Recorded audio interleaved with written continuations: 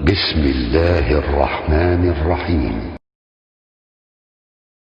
ذلك بأن الله نزل الكتاب بالحق وإن الذين اختلفوا في الكتاب لفي شقاق بعيد.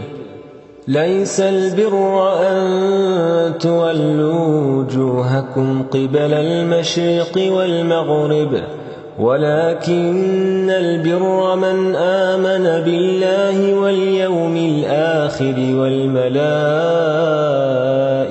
والكتاب والنبيين وآتى المال على حبه ذوي القربى واليتامى والمساكين وابن السبيل والسائلين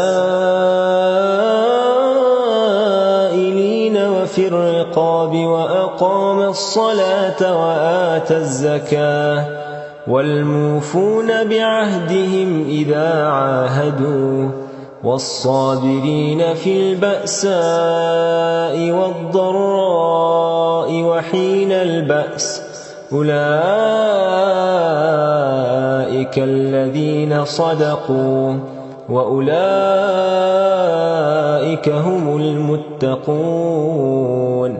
يا أيها الذين آمنوا كتب عليكم القصاص في القتلى الحر بالحر والعبد بالعبد والأنثى بالأنثى فمن عفي له من أخيه شيء فاتباع بالمعروف وأداء إليه بإحسان ذلك تخفيف من ربكم ورحمة فمن اعتدى بعد ذلك فله عذاب أليم. ولكم في القصاص حياة يا أولي الألباب لعلكم تتقون. كتب عليكم إذا حضر أحدكم الموت إن ترك خيرا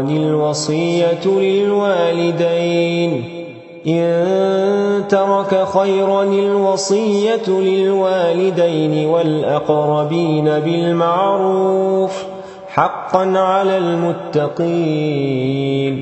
فمن بدله بعدما سمعه فإنما إثمه على الذين يبدلونه إن الله سميع عليم.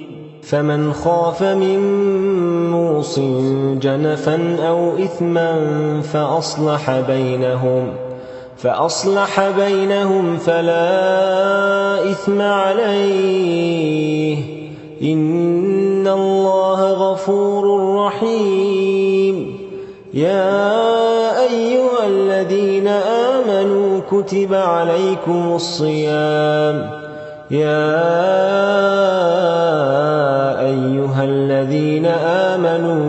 عليكم الصيام كما كتب على الذين من قبلكم لعلكم تتقون أياما معدودات. فمن كان منكم مريضا أو على سفر فعدة من أيام أخر وعلى الذين يطيقونه فدية طعام مسكين فمن تطوع خيرا فهو خير له وأن تصوموا خير لكم إن كنتم تعلمون.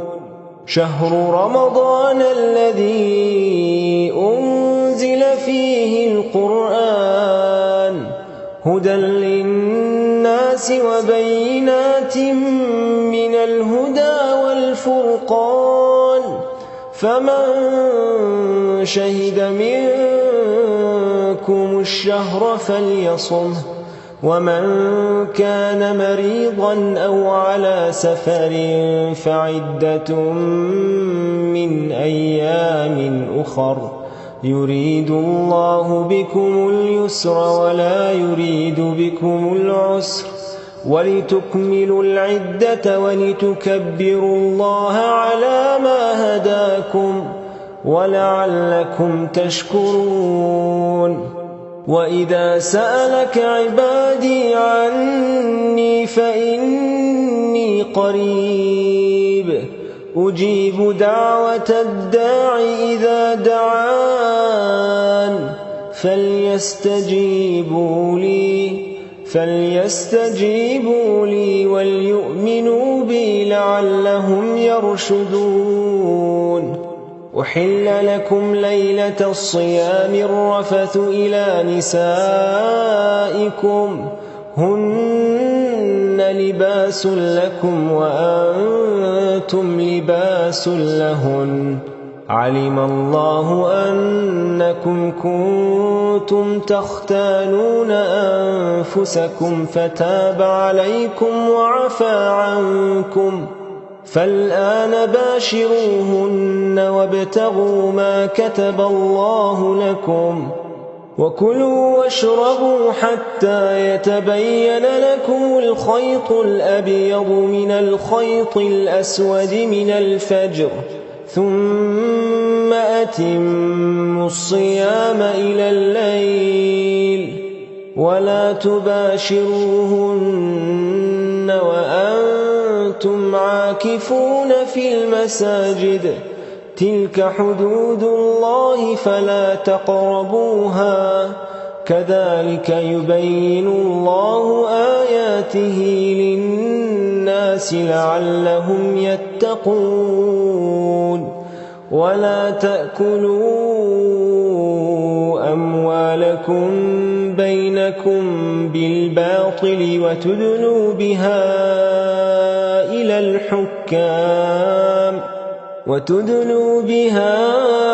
إلى الحكام لتأكلوا فريقا من أموال الناس بالإثم وأنتم تعلمون.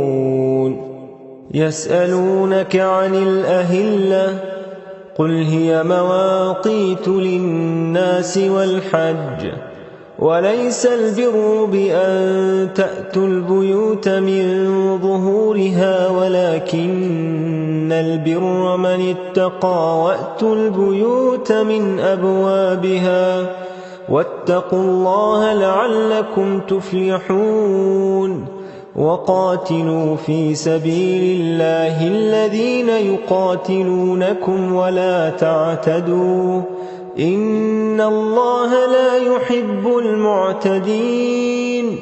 واقتلوهم حيث ثقفتموهم وأخرجوهم من حيث أخرجوكم والفتنة أشد من القتل ولا تقاتلوهم عند المسجد الحرام حتى يقاتلوكم فيه فإن قاتلوكم فاقتلوهم كذلك جزاء الكافرين. فإن انتهوا فإن الله غفور رحيم. وقاتلوهم حتى لا تكون فتنة ويكون الدين لله فإن انتهوا فلا عدوان إلا على الظالمين. الشهر الحرام بالشهر الحرام والحرمات قصاص فمن اعتدى عليكم فاعتدوا عليه بمثل ما اعتدى عليكم واتقوا الله واعلموا أن الله مع المتقين. وأنفقوا في سبيل الله ولا تلقوا بأيديكم إلى التهلكة وأحسنوا إن الله يحب المحسنين. وأتموا الحج والعمرة لله فإن أحصرتم فما استيسر من الهدي ولا تحلقوا رؤوسكم حتى يبلغ الهدي محله فمن كان منكم مريضا أو به أذى من رأسه ففدية من صيام أو صدقة أو نسك فإذا أمنتم فمن تمتع بالعمرة إلى الحج فما استيسر من الهدي فمن لم يجد فصيام 3 أيام في الحج و7 إذا رجعتم تلك 10 كاملة ذلك لمن لم يكن أهله حاضر المسجد الحرام واتقوا الله واعلموا أن الله شديد العقاب الحج أشهر معلومات فمن فرض فيهن الحج فلا رفث ولا فسوق ولا جدال في الحج وما تفعلوا من خير يعلمه الله وتزودوا فإن خير الزاد التقوى واتقون يا أولي الألباب ليس عليكم جناح أن تبتغوا فضلا من ربكم فإذا أفضتم من عرفات فاذكروا الله عند المشعر الحرام واذكروه كما هداكم وإن كنتم من قبله لمن الضالين ثم أفيضوا من حيث أفاض الناس واستغفروا الله إن الله غفور رحيم فإذا قضيتم مناسككم فاذكروا الله كذكركم آباءكم أو أشد ذكرا فمن الناس من يقول ربنا آتنا في الدنيا وما له في الآخرة من خلاق ومنهم من يقول ربنا آتنا في الدنيا حسنة وفي الآخرة حسنة وقنا عذاب النار أولئك لهم نصيب مما كسبوا والله سريع الحساب واذكروا الله في أيام معدودات فمن تعجل في يومين فلا إثم عليه ومن تأخر فلا إثم عليه لمن اتقى واتقوا الله واعلموا أنكم إليه تحشرون